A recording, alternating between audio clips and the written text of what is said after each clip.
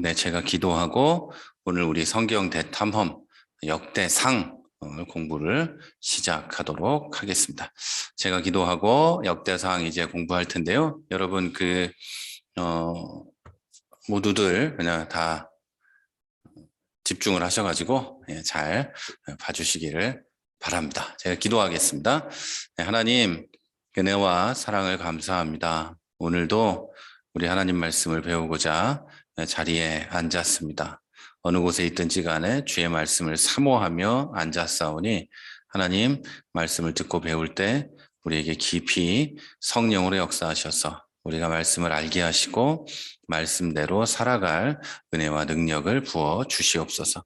오늘도 주께서 함께 역사하시고 이 시간에 하나님께서 우리와 함께 계시며 우리를 깨닫게 하시고 우리 마음에 말씀을 새겨 주실 줄 믿습니다.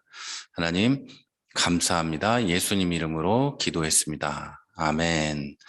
네, 미리 좀 말씀을 좀 드려야 하는 거는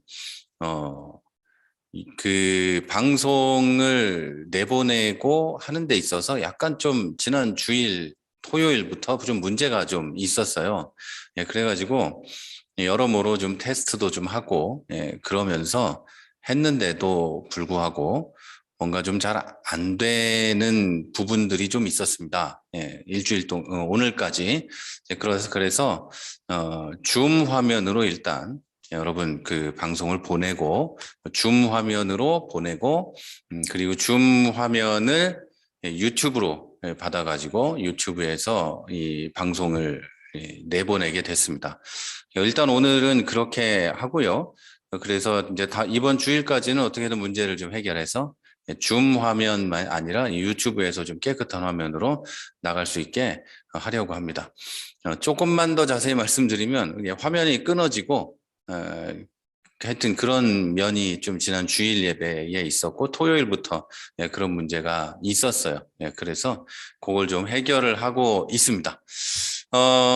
이제 오늘 우리가 함께 볼 말씀은요, 역대상입니다. 역대상 말씀을 우리가 함께 배우게 되는데요. 역대상 우리 배우기 전에 먼저 본문 말씀을 보도록 하겠습니다. 오늘 우리가 함께 볼 말씀은요, 제가 읽어 드릴게요. 역대상 29장 14절 말씀입니다. 역대상 29장 14절 말씀을 제가 봉독해 드리겠습니다. 나와 내 백성이 무엇이기에 이처럼 즐거운 마음으로 드릴 힘이 있었나이까? 모든 것이 주께로 말미암았사오니 모든 우리가 주의 손에서 받은 것으로 주께 드렸을 뿐이니이다. 아멘. 네, 오늘 이 다윗이 성전을 다 건축하고 나서 하나님께 드린 이 말씀을 가지고 이 역대상 전체를 한번 살펴보려고 합니다. 이 말씀이 역대상 전체의 어떤 주제라기보다는 핵심적인 이야기이기도 합니다. 다윗이 성전 건축을 이제 하려고 하고 할 때 하지 못했지만 다 준비되고 했던 그 모든 내용들을 고백하는 것이니까 이게 굉장히 중요한 말씀이 되기도 합니다. 역대상을 보면은요, 역대상은 이 역대기 상하를 같이 살펴본 다음에 그 본론으로 들어가야 합니다. 우리가 역대상만 가지고 먼저 공부하기보다 지난주에도 역대 열왕기를 배울 때도 열왕기 상하의 서론을 먼저 배웠던 것처럼 우리가 이제 열왕기를 지나고 역대기를 공부하면서도 역대기 상하의 서론을 먼저 공부하고 역대상을 공부하고 역대하를 공부를 해야 합니다. 이제 그래야 이제 순서가 맞게 되겠죠. 그리고 역대기 상하가 원래는 한 권이고 원래는 이 열왕기 상하, 역대 상하 요 네 책이 원래는 하나다라는 것을 우리가 다 이제 배웠으니까요. 오늘은 공부할 때 역대기 상에 우리 그 역대기 상에 아니죠. 자꾸 헷갈립니다. 역대상하에 서론을 먼저 배우고 이어서 역대상을 공부하도록 하겠습니다. 역대기 역대기는 저자에 대해서 스스로 밝히지 않습니다. 역대기 자체가 저자가 누구다, 누가 이 책을 썼다 이렇게 이야기하지 않는다 이런 이야기입니다.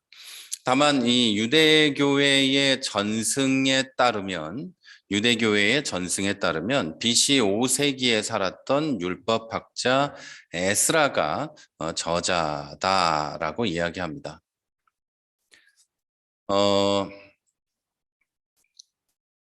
그리고 다시 말씀드릴게요. 이 역대기는 저자에 대해서 스스로 말하지 않지만 다만 유대교 전승에 의하면 BC 5세기에 살았던 선지자, 율법학자 에스라가 이 책을 썼다고 이야기를 합니다.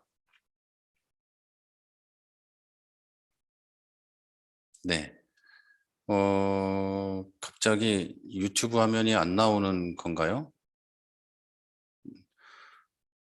네, 이거 자꾸 복잡해집니다. 예, 나오네요. 죄송합니다. 이게 이번 주일부터는 좀 해결을 해놓고 하도록 하겠습니다. 네. 그러니까 에스라가 율법학자 에스라가 저자라고 하고 있지만 현대의 학자들 가운데도 이 일부가 이 견해를 지지하고 있습니다. 역대기 자체는 이 책의 저자가 에스라라고 특정하고 있지는 않지만 이 책의 저자가 전문적인 율법 교육을 받은 사람이라고는 이야기하고 있습니다. 그리고 그 저자는 이스라엘이 페르시아의 지배를 받았던 시기, BC 539년에서 BC 332년, 약 200년 정도 페르시아의 지배를 받았는데요. 그 시기에 예루살렘 성전에서 섬기는 일을 했고 성전에 보관되어 있던 각종 기록들을 열람할 수 있었을 거다. 이렇게 이 역대기는 이야기를 하고 있는 겁니다. 그래서 이제 성경학자들은 이렇게 할 수 있는 사람이었다면 에스라일 것이다 라고 이야기를 하고 있습니다. 여러분 이 책의 히브리어 제목은 디브레 하야밈입니다. 디브레 하야밈이에요. 이 제목은 문자적으로는 날들의 사건들입니다. 날들의 사건들. 그 옛날 어느 날에 있었던 여러 날에 있었던 어떤 사건이다라는 거죠. 자, 그런데 이 말을 좀 한자어로 말하자면 연대기라고 번역을 할 수 있겠죠. 자, 그런데 히브리어 성경에 이 연대기라고 번역할 수 있는 제목을 가진 히브리어 성경의 헬라어 번역본인 이 70인역에서 역대기는 사무엘서와 열왕기서에서 생략된 내용을 보충하는 성격을 지닌 것으로 이해가 되고 있습니다. 그러니까 사무엘서에서 이스라엘이 이제 왕정 시대로 넘어가고 사울 왕이 있고 다윗 왕이 있고 솔로몬의 시대로 넘어가는 이 사무엘서와 이 열왕기서 그리고 그 나머지 왕들의 이야기가 사무엘서와 열왕기서에 기록이 돼 있는데 역대기를 이 70인역에서 역대기를 바라볼 때는 이 역대기가 그 책들 앞에 있는 책들에서 사라진 생략된 내용을 보충한다 이렇게 이해를 하고 있어요. 그런데 라틴어 성경 불가타 번역에 보면은 라틴어 성경의 제목은 크로니코룸 리베르라고 되어 있습니다. 라틴어로 크로니코룸 리베르라고 되어 있는데 이 뜻은 거룩한 역사 연대기입니다. 거룩한 역사 연대기예요. 그래서 영어 성경도 이 제목을 따라서 번역이 되어 있는데 크로니클스라고 되어 있는데 이 제목도 연대기라는 뜻이에요. 연대기라는 뜻이에요. 그래서 영어 성경의 연대기라는 제목은 라틴어 성경에서 왔고 라틴어 성경에서 온 이 제목도 역시 앞으로 쭉 돌아가 보면 히브리어 성경에 이 디브레 하야밈 날들의 사건들 연대기에서 왔다고 볼 수 있습니다.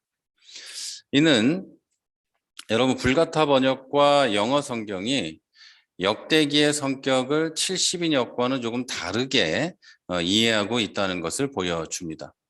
종교개혁자 루터도 자신이 번역한 독일어 성경에서 이 라틴어 명칭을 따라서 디클로니카라고 독일어 성경에서 이 역대기를 제목을 썼고 종교개혁 이후의 번역 성경들은 모두 이 제목을 따르고 있습니다. 그러니까 연대기, 역대기라는 제목을 다 따르고 있다는 거죠. 자, 그러면 이 역대기는 언제 쓰여졌을까요? 이 저작 연대를 보면은 에스라서 및 느헤미야서에 들어있는 구절들이 이 책에 수록되어 있는 것으로 봐서 역대기에 에스라서와 느헤미야서에 들어있는 구절들이 수정되어서 수록되어 있는 걸로 봐서는 이 역대기는 에스라서와 느헤미야서보다는 뒤에 기록이 돼 있을 겁니다. 또 역대상 3장 17절에서 24절에는 포로 시대 이후에 다윗 자손에 대한 명단이 기록이 되어 있는데 이것은 이 역대기가 BC 400년이나 혹은 그 시기보다 20, 30년 정도는 더 늦게 기록되었다는 것을 알려줍니다. 포로 시대 이후에 다윗 자손들 얘기가 나오니까 이것은 뭐 당연히 그거보다 늦게 기록되었다는 이야기가 되겠죠. 자, 그러면 역대기의 주제를 한번 살펴보겠습니다. 자, 열왕기의 기자가 포로 생활을 하는 동안 열왕기의 기자가 포로 생활을 하는 공동체를 위해서 이스라엘의 역사를 기록해 놨다면 역대기의 기자는 포로 생활에서 돌아온 공동체를 위해서 우리 이 역대기를 서술하고 있습니다. 자, 이런 역대기의 핵심 주제는 과거와의 연결, 과거의 연속성입니다.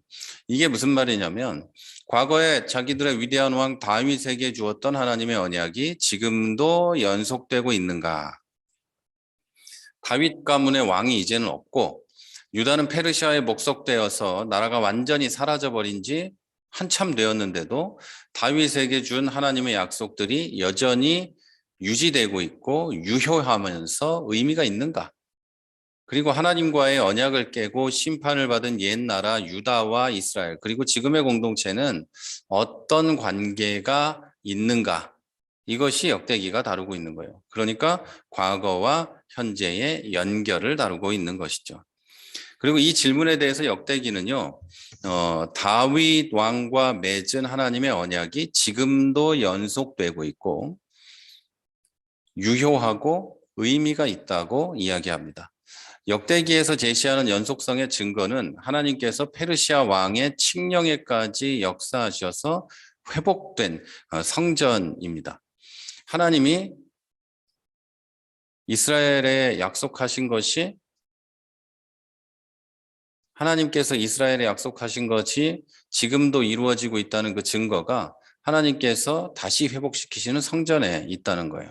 하나님이 성전에 임재하시고 자기 이름을 두실 장소로 그 성전을 선택하셨고 이런 성전이 재건되고 그곳에서 예배가 드려지고 있다는 것은 이스라엘이 아직도 하나님의 백성이고 언약이 유효하다는 근거였기 때문입니다.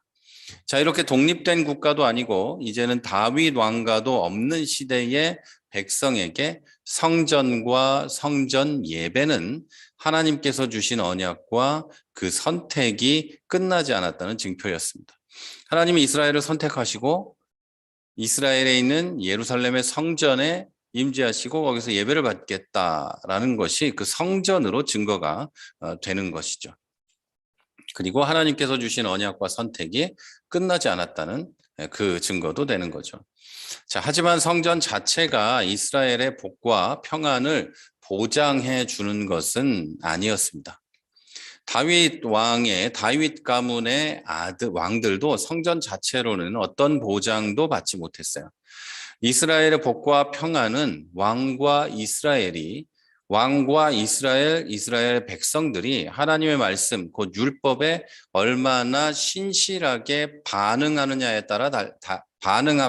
달려 있었어요. 자, 또 선지자의 말을 듣고 따르는 것도 못지않게 중요했습니다.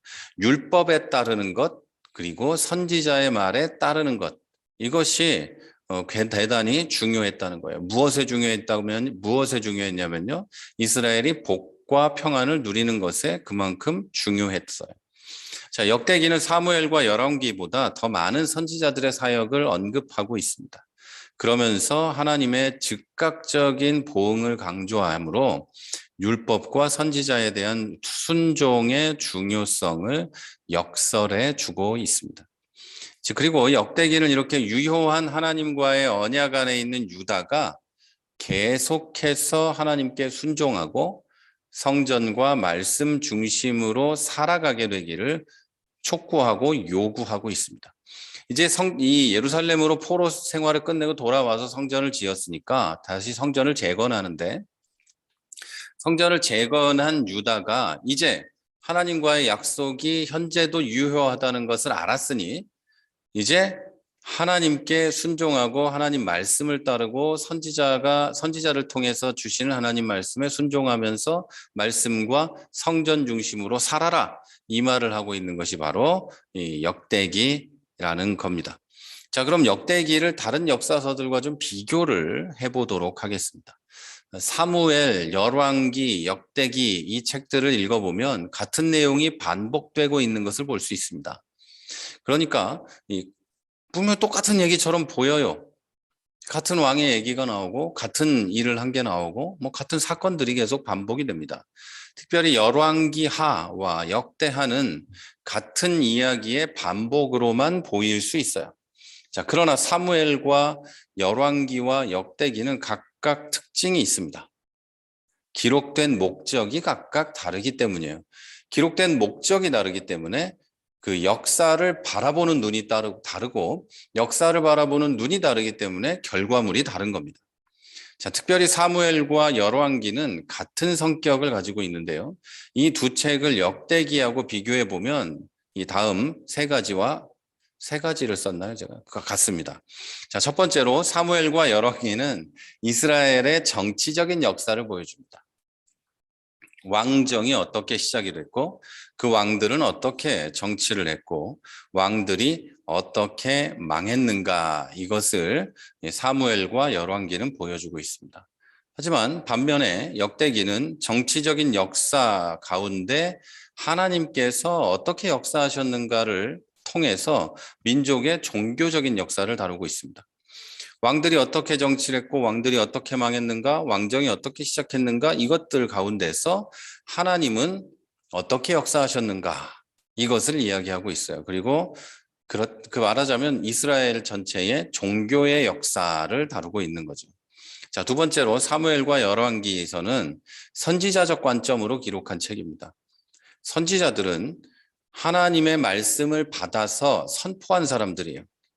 따라서 사무엘과 열왕기는 왕들이 선지자들을 통해서 전해진 하나님 말씀에 순종했는가 안 했는가에 관심이 있습니다. 그러나 역대기는 제사장적인 관점에서 기록된 책입니다. 제사장은 성전에서 하나님께 예배를 드리던 사람이었어요. 예배를 인도하고 이 예배 전체를 주관하고 하던 사람이 제사장들이었죠.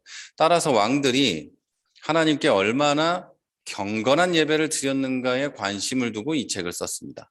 선지자는 하나님의 말씀에 얼마나 순종했는가에 관점을 두고 책을 썼겠죠. 그래서 사무엘과 이 열왕기가 그렇게 기록이 됐고요.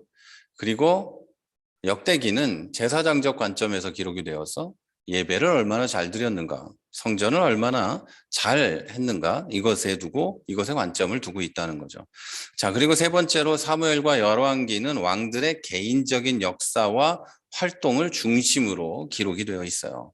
자, 예를 들어서 여로보암이라면 그의 개인적인 통치 그리고 활동, 이런 걸 기록해 놓았는데, 역대기는 개인 중심이 아니라 성전을 중심으로 예배를 드렸는가, 성전이 중건되었는가, 파괴되었는가, 성전이 왕에 의해서 어떻게 되었는가, 이것을 서술하면서 성전을 중심으로 기록을 하고 있어요. 이것은 성전 중심이고 저쪽 자꾸 헷갈립니다. 저쪽 사무엘과 열왕기는 개인 중심, 왕 개인 중심으로 기록이 돼 있어요. 자, 그리고 네 번째로 사무엘은 역사적 사건 자체를 알리기 위해서 기록된 책이라면 역대기는 역사적 사건이 지닌 영적, 신학적 의미를 설명하고 있습니다. 자, 예를 들어서 사무엘 하는 다윗에게 성전 짓는 것을 허락하지 않았다라고 이렇게 간단하게 기록이 되어 있어요. 하지만 역대기는 하나님께서 왜 다윗에게 성전 건축을 허락하지 않으셨는지 이것을 구체적으로 설명합니다.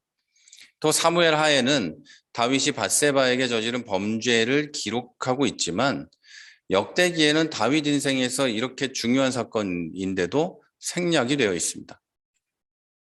왜냐하면 그건 성전하고는 상관없는 다윗의 개인적인 일이었기 때문이에요. 자, 이렇게 역대기는 사건이나 사람이 성전과 어떤 관계가 있는지 그런 관점에서 기록된 책이고요. 그 배후에 있는 하나님의 역사와 의미를 기록해 둔 책입니다. 자, 이제 열왕기 그리고 뭐 그 앞에 사무엘 그리고 역대기에 대한 어떤 그 비교와 개요에 대해서 어느 정도 여러분이 이해를 하셨을 거라고 믿습니다.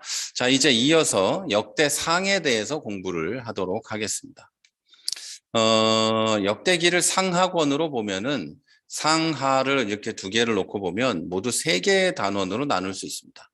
하지만 역대상만 놓고 보면 두 부분으로 나눌 수가 있습니다. 1장과 9장을 먼저 그 가운데 살펴보도록 하겠습니다.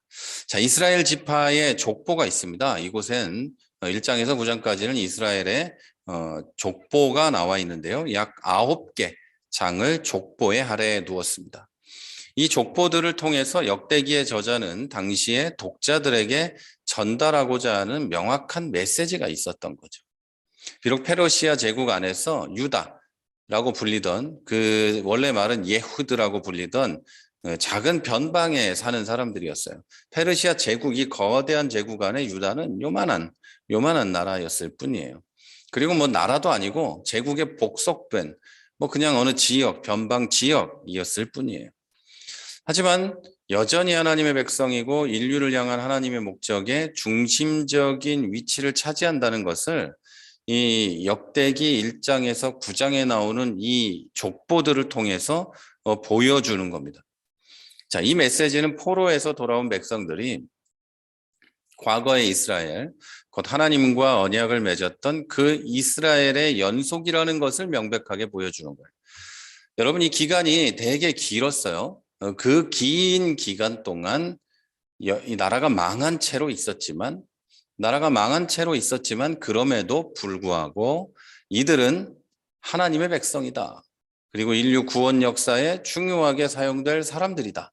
이것을 이 1장부터 9장까지 있는 족보가 보여주고 있는 거예요. 다시 말해서 이스라엘의 연속이다. 하나님이 부르고 선택하신 그 민족이 이들이다. 이걸 보여주는 겁니다. 자, 한편으로 성전 중심으로 율법과 선지자를 통한 하나님의 말씀에 순종할 것을 강조하고 있는 이 역대기의 성격으로 보면 모든 족보의 끝에 다윗이 계속 등장하는데 다윗이 계속 등장하는 이유가 이 다윗과 하나님이 언약을 맺으시고 다윗을 통해 성전이 준비되는 것을 보여주기 위한 목적이라는 것도 알 수 있습니다.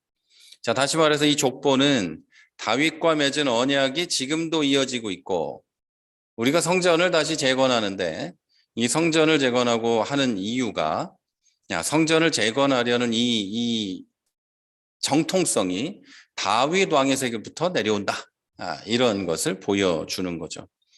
자, 그리고 11장에서 29장에 보면 다윗의 통치와 성전 건축의 준비가 기록되어 있습니다. 역대상의 두 번째 단원이면서 역대하의 솔로몬의 통치까지 이어지는 이 부분에는 역대하에 가면 1장부터 9장까지가 솔로몬의 통치의 기록인데요. 여기까지 이게 이어집니다. 그러니까 뭐 한 권의 책이라도 봐도 되지만 좀 다시 설명해 드리면 이 역대의 상 1장부터 9장은 족보고 이어지는 11장부터 29장까지 그리고 역대하의 1장부터 9장까지는 다윗과 솔로몬의 통치에 대한 이야기가 나옵니다. 그리고 그 뒤로 넘어가게 되죠. 자, 어쨌든 이 부분에는 온 이스라엘을 다스렸던 다윗에 대한 이야기가 나옵니다. 자, 여기서 다윗은 성전을 건축하기 위해서 여러 준비를 하는데 비단 건축 자재만에 그치지 않고 정치, 경제, 종교 등의 여러 분야에서 준비를 해둡니다.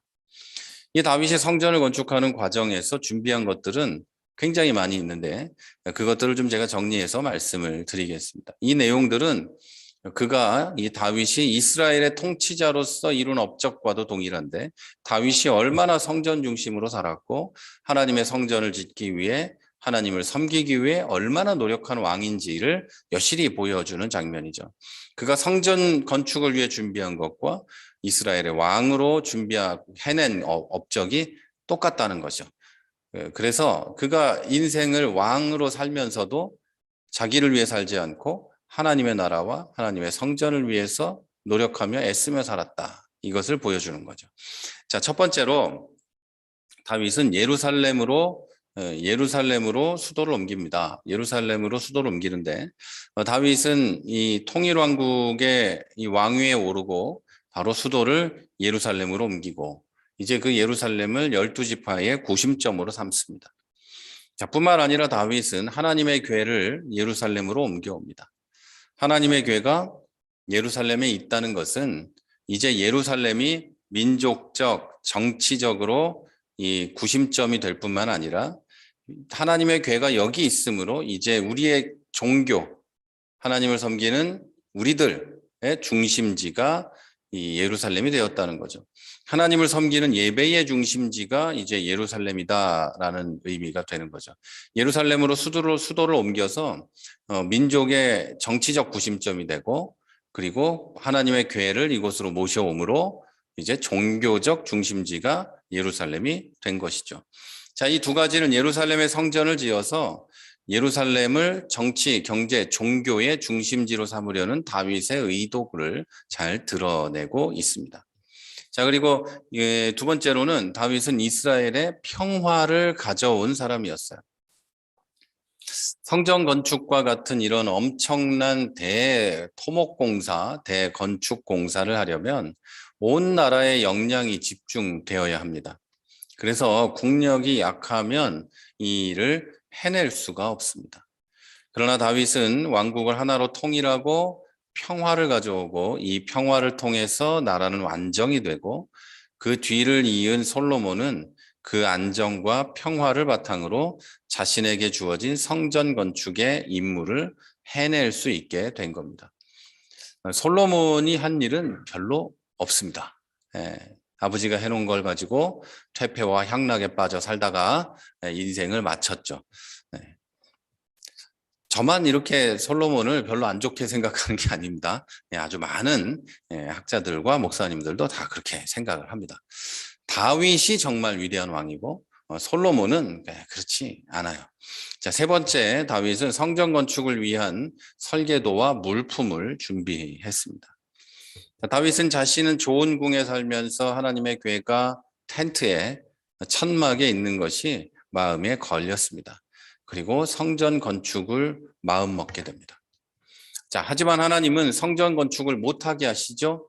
그러면서 너의 아들 중에 하나가 성전을 건축할 거다 이렇게 말씀을 하셨습니다.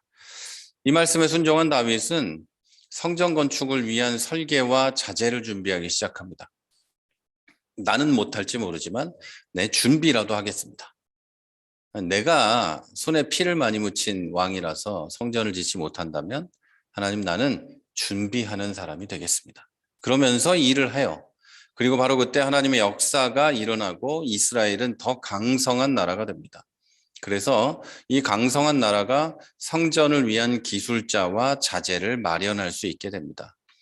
22장 이후에 보면 다윗이 성전 건축에 필요한 모든 자재와 돌과 철과 은과 금과 나무들과 기술자들을 확보하고 준비를 갖춘 것을 볼 수 있습니다.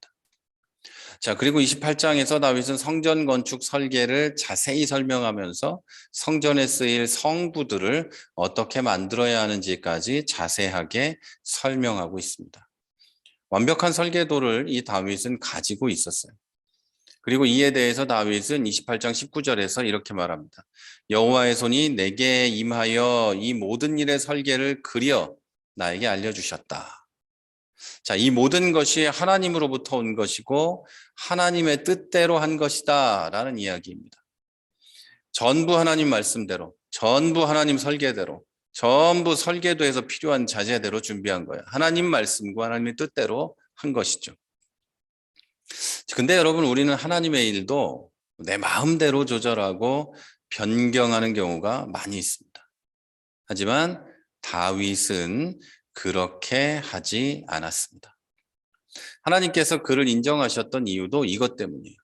어떤 일을 하든지 하나님의 뜻이 중요했어요. 하나님의 마음이 어떠한지, 하나님이 무엇을 원하는지, 이것이 다윗에게 가장 중요했던 거예요. 그리고 하나님 쪽에서도 하나님이 이걸 어떻게 생각하시는지, 하나님이 무엇을 원하는지 생각하고 있다는 것, 그리고 그것에 마음을 두고 중심으로 삼고 있다는 것이 하나님께도 가장 중요한 거예요. 그리고 그 사람이 복과 평안을 누리고 그 사람이 하나님의 은혜 안에 머무는데 가장 중요한 것이 바로 그거예요. 하나님 앞에 뭔가를 한다고 해서 내 맘대로 뭔가를 하려고 하고, 하나님 이거 좋아하시겠지 하고 내 뜻대로 하는 것은 하나님이 좋아하시는 일이 아닙니다. 하나님은 내 맘대로 하는 거 말고 하나님 뜻대로 하는 걸 좋아하십니다. 자, 그리고 네 번째로 성전에서 섬기는 사람들과 조직을 다윗이 마련해 두었습니다.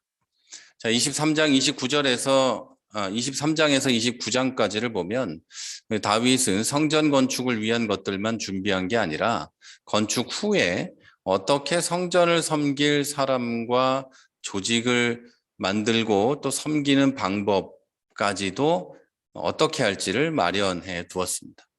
자, 그는 레위 지파가 성전 건축 후에 성전을 관리하고 제사장의 직무를 돕는 일을 하도록 규정해 뒀습니다.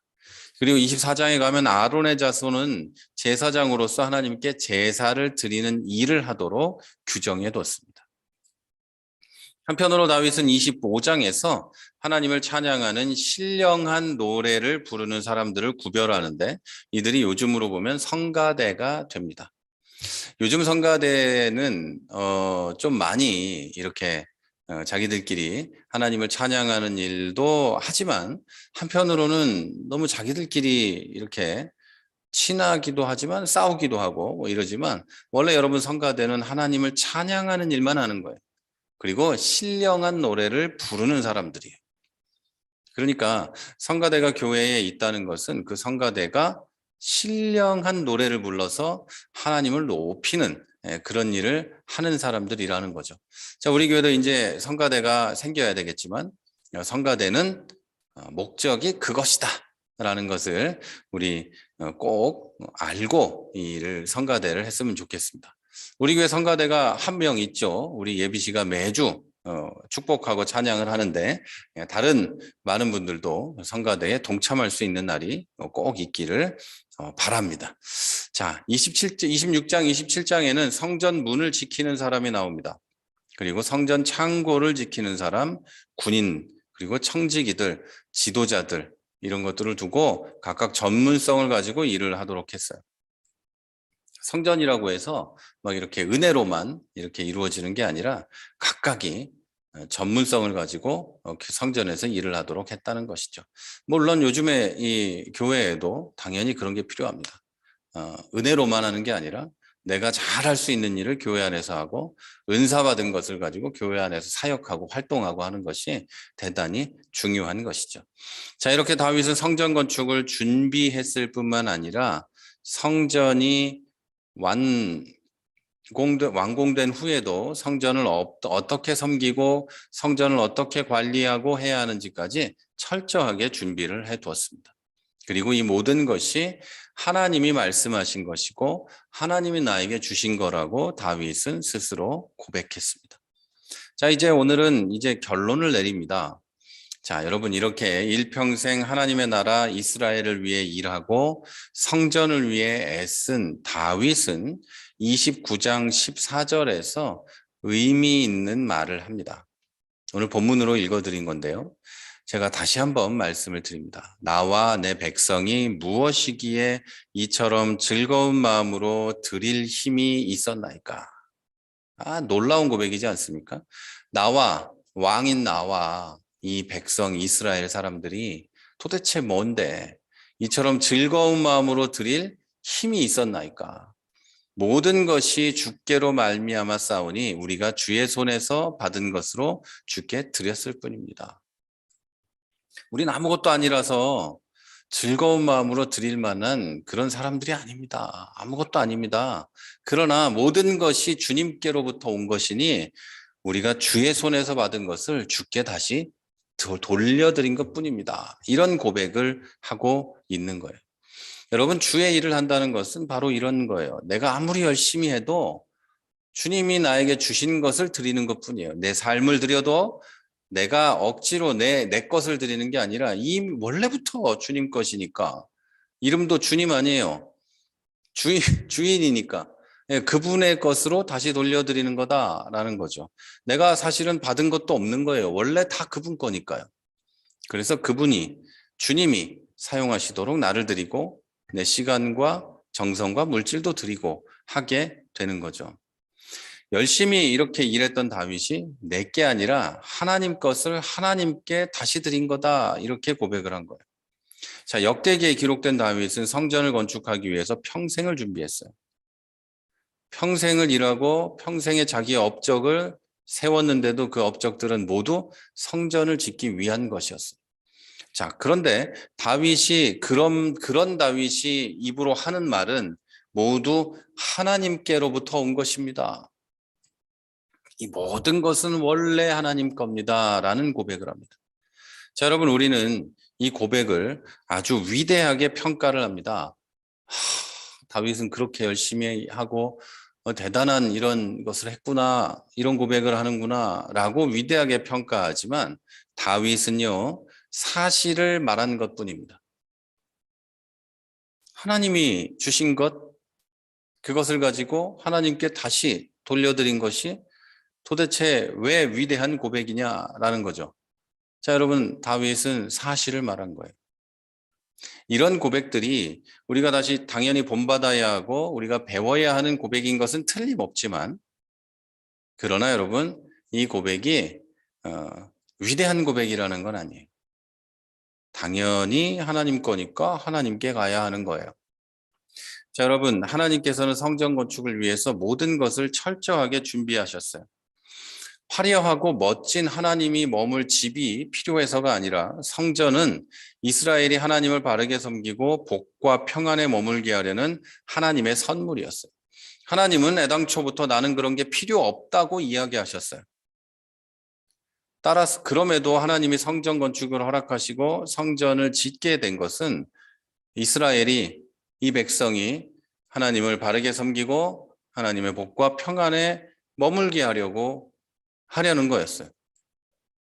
따라서 여러분, 성전 건축은 다윗의 일이 아니라 하나님의 일이었고 하나님이 이스라엘 백성에게 내리는 선물 같은 거였어요. 하나님의 일이기에 다윗은 도구였어요. 자, 여러분, 우리는 도구에 불과하다라고 말하지만 하나님의 일을 하는 도구는 불과한 게 아니라 하나님의 일을 할 수 있는 영광스러운 이 도구입니다. 다윗은 이 일을 영광스럽게 생각했고 감사했어요. 또 자기가 하지 못하게 되었을 때도 이 사람은 순종하며 그 아들에게 이 일을 넘겨 주었습니다. 자, 여러분, 우리가 성전이라는 것, 교회 건물이라는 것을 지을 때 사람들이 이런 생각을 하죠. 하나님께 봉헌해 드린다, 하나님께 올려 드린다, 이렇게 생각을 하지만 예배를 드리는 이 공간, 예배, 그 그리스도인이 함께 모여서 교제하고 하나님께 예배 드리고 하나님께 영광 돌리고 하나님의 은혜를 받고 하나님의 복을 누릴 힘을 얻고 이렇게 할 수 있는 이 공간, 이 예배당은 하나님이 우리에게 주신 선물이지 우리가 하나님께 올려드리는 게 아니에요. 사람이 열심히 막 죽도록 일을 해가지고 나같이 헌금을 해가지고 교회 건물을 크게 지어놓고 하나님께 드린다라고 하고 있는데 성경 어디에도 하나님은 그런 거 하라는 얘기를 하지 않으셨어요. 다윗이 성전을 지을 때도 하나님은 이스라엘에게 선물로 주신 거예요. 하나님은 성전 한 곳에만 계신 분도 아니에요. 그러나 이스라엘이 이곳에서 예배를 드리고 다른 짓을 하지 않고 여기서 하나님께 예배하고 하나님의 복을 누리게 하기 위해서 하나님은 성전을 허락하신 거예요. 성전을 허락하신 거란 말이에요. 성전을 받아주신 게 아니고 성전을 허락하셨어요. 이 개념을 여러분 절대 잊으시면 안 됩니다. 우리도 언젠가 교회 예배당을 뭐 얻을 수도 있고 살 수도 있고 뭐 그럴 수도 있겠지만, 자, 여러분, 그것은 하나님이 우리에게 주신 은혜고 하나님이 우리에게 주신 선물이에요. 우리가 하나님께 드리는 어떤 그런 우리의 정성과 노력을 드리는 게 아니에요. 자, 그리고 그렇기 때문에 그 일이 영광스러운 거예요. 하나님께서 하시는 그 우리에게 주시는 그 선물을 그 하나님의 선물을 위한 어떤 일, 하나님의 역사를 위한 일, 성전을 짓는 것은, 교회를 짓는 것은 그런 것이기 때문에 영광스러운 거예요. 우리가 하나님께 드리기 때문에 영광스러운 게 아니죠. 자, 역대기 전체를 두고 이야기하면 역대상은 다윗의 정통성과 그 다윗의 성전 건축 준비로 요약을 할 수 있습니다. 자, 하지만 역대상에 등장하는 다윗만을 두고 말한다면 다윗의 하나님에 대한 사랑과 충성과 겸손과 헌신으로 우리는 이 다윗의 이야기를 줄여서 말할 수 있습니다. 자, 그리스도인이 하나님의 일과 교회를 대할 때의 마음은 항상 이래야 돼요. 하나님에 대한 사랑과 충성과 겸손과 헌신. 누구에 대한 거요? 하나님에 대한. 다른 것에 대한 게 아니고 하나님에 대한 사랑과 충성과 겸손과 헌신이. 자, 우리는 이 마음을 가지고 하나님의 일과 주의 일과 교회의 일과 인생을 살아가야 돼요. 자, 영광스럽고 감사한 것, 이 두 가지를 잘 기억하셔야 됩니다. 우리는 하나님의 일을 하는 도구이고 하나님이 사용해 주시기 때문에 영광스럽고 감사한 거예요. 자, 우리에게는 다른 마음이 허락되지 않습니다. 다른 마음으로는 하나님을 섬길 수가 없어요.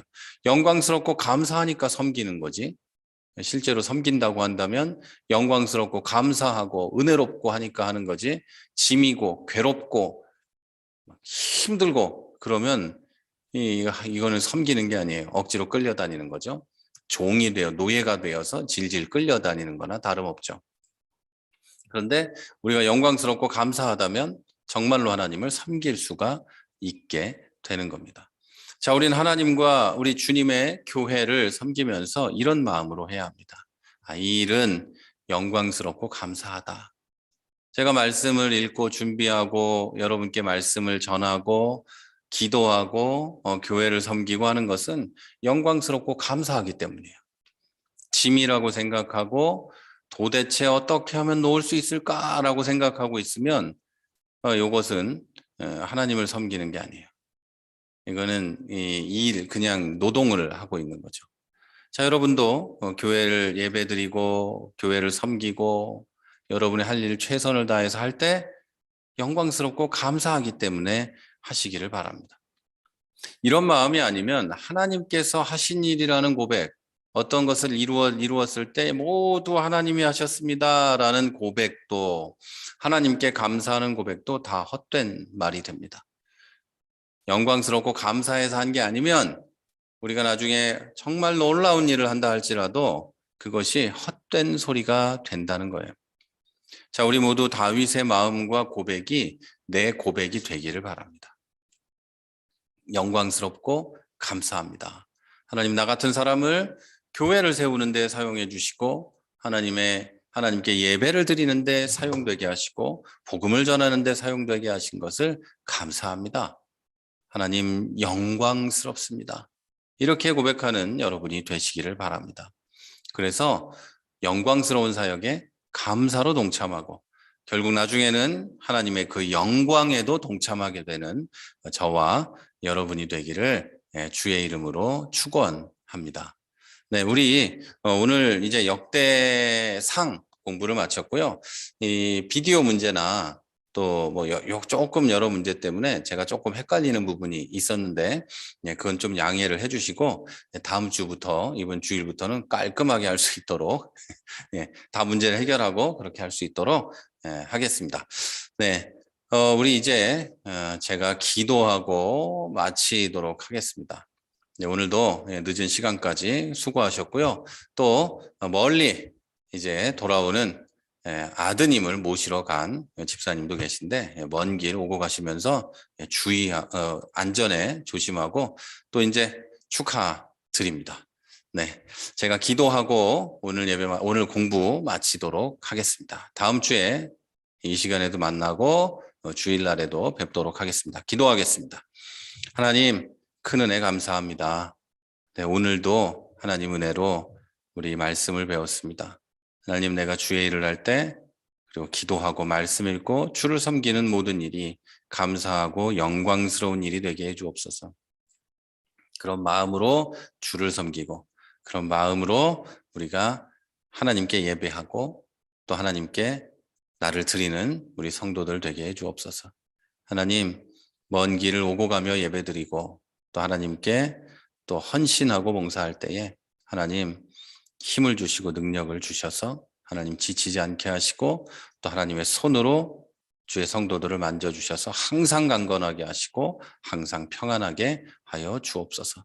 그리고 하나님 그렇게 열심히 하나님을 섬길 때 주의 성도들이 복과 평안을 누리게 하여 주옵소서. 하나님의 이름을 높이고 하나님께 영광 돌릴 때 주시겠다 약속하신 그 모든 것들을 주의 성도들에게 부어 주시옵소서. 무엇보다 이제 성령으로 충만하게 하셔서 이 어려운 시기를 살아갈 때 하나님 성령의 인도하심을 받아 승리하게 하시고 이 세상에서도 고통과 고난을 겪지 않을 수 있도록 하나님 꼭 붙잡아 주옵소서. 하나님 나머지 일주일에 3일 동안 힘 주시고 능력을 주시고 지켜 보호하여 주셔서 주일날 만날 때까지 평안하고 강건하게 하여 주옵소서. 코로나19로 고생하는 자 없게 하시고 주의 성도들이 하나님의 능력과 은혜로 평안하게 지켜지는 이번 주가 되게 하여 주옵소서. 하나님께서 함께 하심을 감사합니다. 예수님 이름으로 기도했습니다. 아멘. 아멘. 네, 우리 예비 씨가 나왔네요.